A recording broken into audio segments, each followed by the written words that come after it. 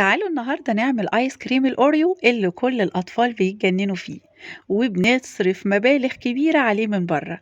هنجيب كده كوباية كبيرة من اللبن وهننزل عليها بربع كيلو من الآيس كريم. أنا جايبة هنا ماركة المتحدة، وهو طبعا بيبقى متضاف له كل حاجة بما فيهم السكر.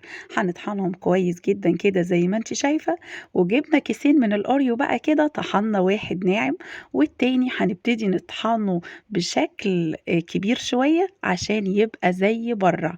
ما شاء الله بُصّي الربع كيلو من الآيس كريم ملا بولة كبيرة، يعني الولاد يشهيصوا زي ما هم عايزين. أنا باستخدم ماركة المتحدة، بتبقى جميلة ولذيذة والمنتج بتاعها بيبقى حلو، ودريم برضه بتبقى جميلة. استخدمي الشركة اللي أنتِ عايزاها، اعمليه في البيت بيبقى جميل وخير في قلب البيت، ووفّري بدل ما أنتِ تدفعي مبلغ كبير ليه من برّه.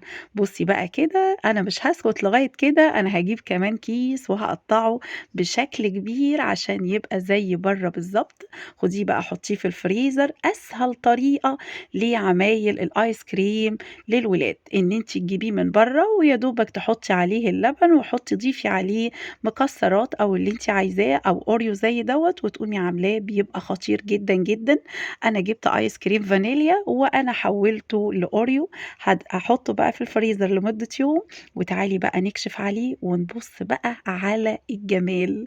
عايزة أقول لِك واقفين ورايا طابور، كل واحد ماسك كوباية وعايز يدوق آيس كريم الأوريو. طريقة جميلة ولذيذة. حبيبتي باحبِك في الله كتير، ما تنسيش لايك وشير. باي باي.